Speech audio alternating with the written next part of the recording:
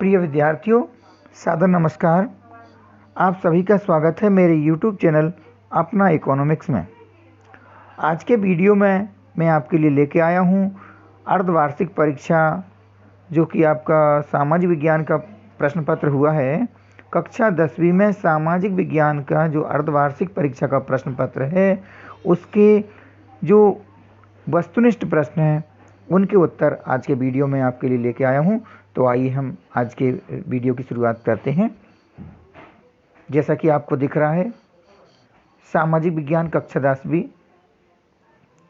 यहाँ जो आपको अर्धवार्षिक परीक्षा का प्रश्न पत्र प्राप्त हुआ, उसमें कुछ निर्देश दिए हैं। उन निर्देशों को हम देखते लेते हैं कि सभी प्रश्न अनिवार्य हैं। प्रश्न पत्र में कुल 39 प्रश्न हैं। निर्देश अनुसार प्रश्नों के उत्तर हल करें। प्रश्न क्रमांक 1 से 5 तक वस्तुनिष्ठ प्रश्न हैं। प्रश्न क्रमांक 6 से लेकर 5 तक, यहाँ लिखा है 5, लेकिन ये प्रश्न क्रमांक 6 से 22 तक विषय आधारित प्रश्न हैं और प्रत्येक प्रश्न हेतु 3 अंक एवं शब्द सीमा लगभग 75 से लेकर 100 शब्द हैं। इसके अलावा प्रश्न क्रमांक 23 से 38 तक विश्लेषणात्मक प्रश्न हैं। प्रत्येक प्रश्न हेतु 4 अंक हैं एवं शब्द सीमा 120 से लेकर 150 शब्द है। प्रश्न क्रमांक 39 मानचित्र आधारित प्रश्न है। जो आपका 39वां प्रश्न है, मानचित्र आधारित प्रश्न है। इसे हल करना अनिवार्य है और इसके लिए 4 अंक निर्धारित हैं। आइए शुरुआत करते हैं। सबसे पहला जो हमारा प्रश्न है वह है कि मानव सर्वाधिक उपयोग करता है। सही विकल्प चुनकर लिखना है। मानव सर्वाधिक उपयोग करता है, तो मानव कौन से जल का उपयोग करता है? सबसे ज़्यादा पृष्ठीय जल का उपयोग करता है। मानव सर्वाधिक उपयोग करता है, पृष्ठीय जल का उपयोग करता है। अगला प्रश्न है, मानव संसाधन की प्रमुख समस्या है, वन संसाधन की प्रमुख समस्या है।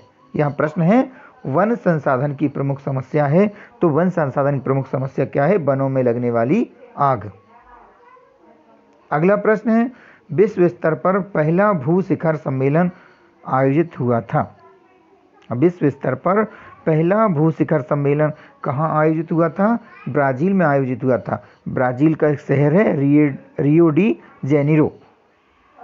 तो विश्व स्तर पर पहला भू शिखर सम्मेलन आयोजित हुआ था ब्राज़ील में। आइए अगला प्रश्न देखते हैं। सन 1857 के स्वतंत्रता संग्राम में बुंदेलखंड के प्रमुख सेनानी थे। 1857 के स्वतंत्रता संग्राम में बुंदेलखंड के प्रमुख सेनानी थे। दिए गए विकल्पों में कौन सा विकल्प सही है?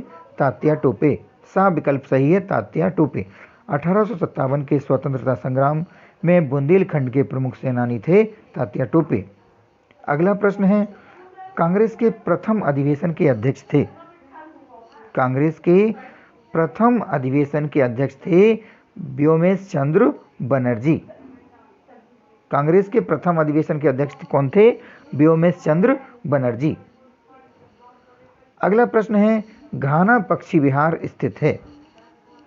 घाना पक्षी विहार कहाँ स्थित है? तो घाना पक्षी विहार स्थित है राजस्थान में। कहाँ स्थित है? राजस्थान में है। अगला प्रश्न है, रिक्त स्थानों की पूर्ति कीजिए। रिक्त स्थानों की पूर्ति करना है। यहाँ पर भारत में केवल रिक्त स्थान प्रतिशत भूभाग पर वन है। तो भारत में कितने प्रतिशत भाग पर भूभाग पर वन है? 20.64% भूभाग पर। 20.64% भाग पर क्या है? भूभाग पर वन है। अगला प्रश्न है, भारत में सबसे अधिक, प्रश्न क्रमांक 2 है, मौसम मानचित्र में वायुदाब रिक्त स्थान में दर्शाई जाती है। मौसम मानचित्र में वायुदाब दर्शाई जाती है, कै में दर्शाई जाती है? मिलीबार में। यहाँ पे हमें जो रिक्त स्थान है उसमें लिखना है मिलीबार। तो हमारा सही क्या हो जाएगा? मौसम मानचित्र में वायुदाब मिलीबार में दर्शाई जाती है। अगला प्रश्न है कि भारत में सबसे अधिक बाढ़ प्रभावित राज्य है। तो भारत में सबसे अधिक बाढ़ प्रभावित राज्य कौन सा है? असम है। भारत में सबसे अधिक बाढ़ प्रभावित राज्य है असम। यहाँ रिक्त स्थान में आ जाएगा असम। प्रश्न क्रमांक 4, वायसराय रिक्त स्थान की प्रतिक्रियावादी नीति प्रजाति भेदभाव से परिपूर्ण थी। तो यहाँ जो रिक्त स्थान है इसमें आएगा Lord Liton. Lord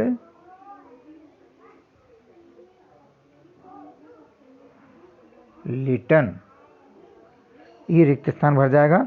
viceroy Lord Liton की प्रतिक्रियावादी नीति प्रजातीय भेदभाव से परिपूर्ण थी।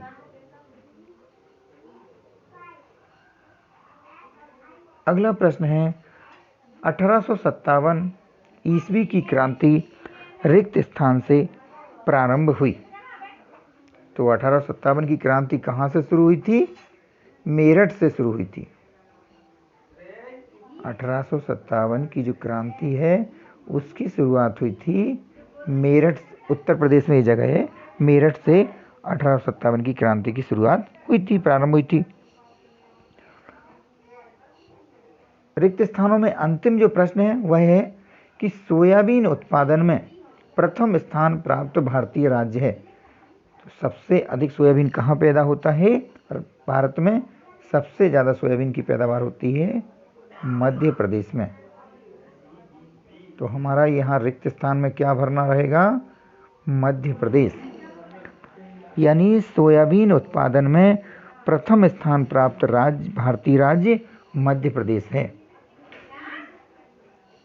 प्रश्न क्रमांक 3, एक शब्द या एक वाक्य में उत्तर दीजिए। यहाँ पर एक शब्द या एक वाक्य में उत्तर देना है। तो सबसे पहला प्रश्न है, कौन सी मिट्टी कपास की फसल के लिए उपयुक्त होती है? तो कपास की फसल के लिए कौन सी मिट्टी उपयुक्त होती है? काली मिट्टी सबसे अच्छी होती है, सबसे उपयुक्त होती है। तो यहाँ पर आप यदि आप पूरा वाक्य में लिखना हो तो लिख सकते हैं कि कपास की फसल के लिए काली मिट्टी उपयुक्त होती है। अगला प्रश्न है कि जैक ऑफ ट्रेड्स किसे कहा जाता है? जैक ऑफ ट्रेड्स किसे कहा जाता है? मैग्नीज को कहा जाता है। जैक ऑफ ट्रेड कहा जाता है मैग्नीज को। तो यहाँ पर आप लिख सकते हैं, मैंने आपको केवल एक शब्द में उत्तर दे दिया है। आप यहाँ एक वाक्य में लिख सकते हैं कि जैक ऑफ ट्रेड्स मैग्नीज को कहा जाता है।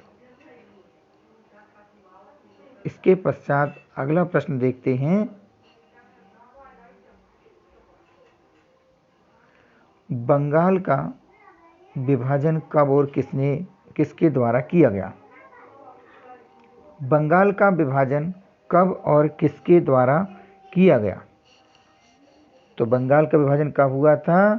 सन 1905 में हुआ था। तो बंगाल का विभाजन 1905 में किसके द्वारा किया गया था? Lord Curzon. Lord Curzon.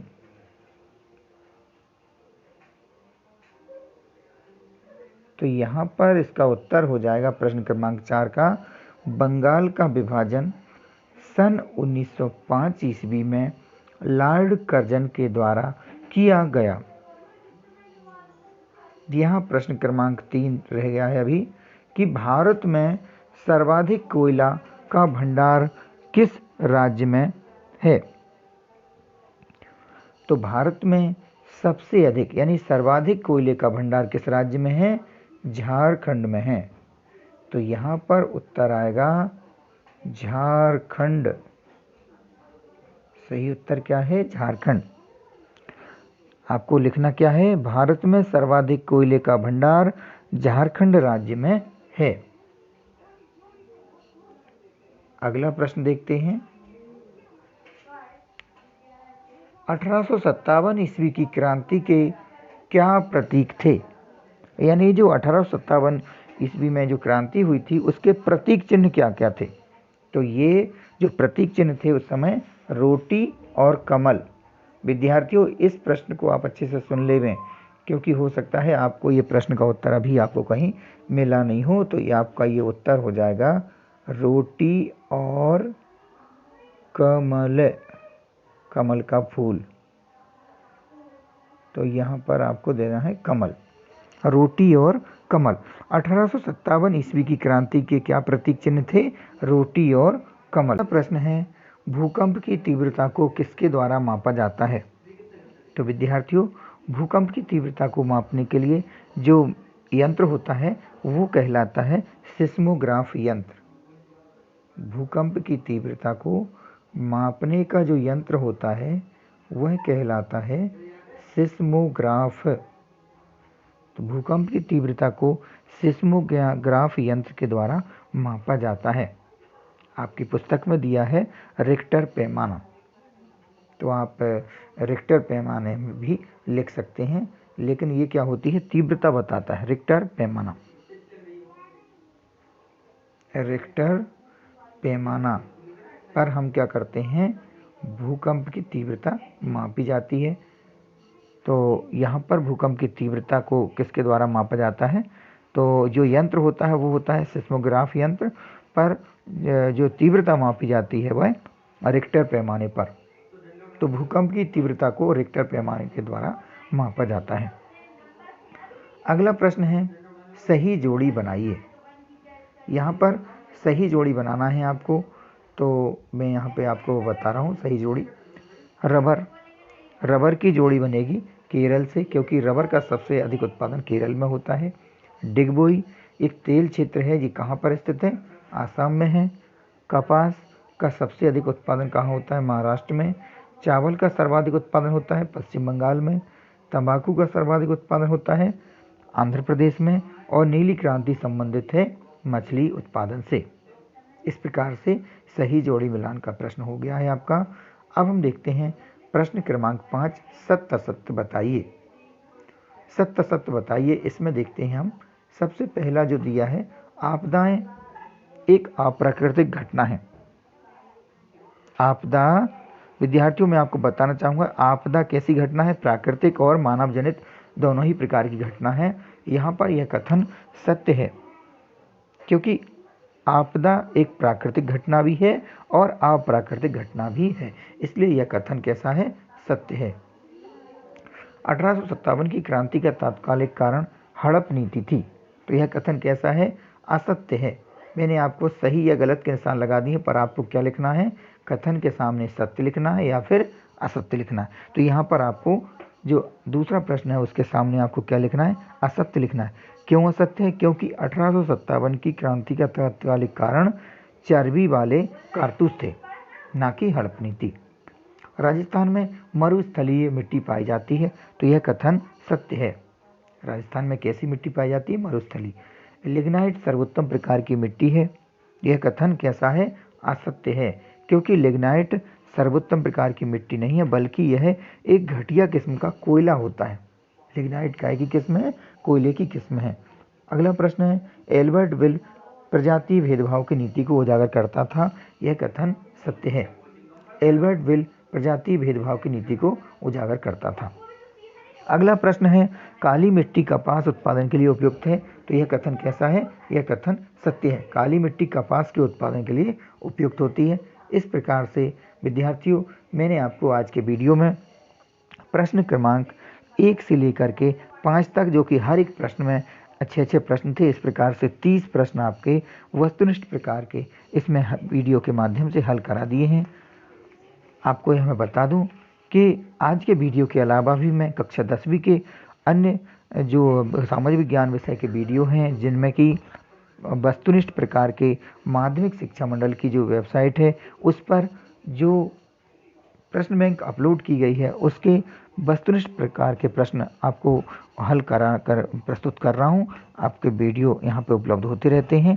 मैंने आपको इसके पहले भी कुछ वीडियो अपलोड किए हैं, यदि आपने उन वीडियो को नहीं देखा है तो आप जा करके वीडियो को देख सकते हैं।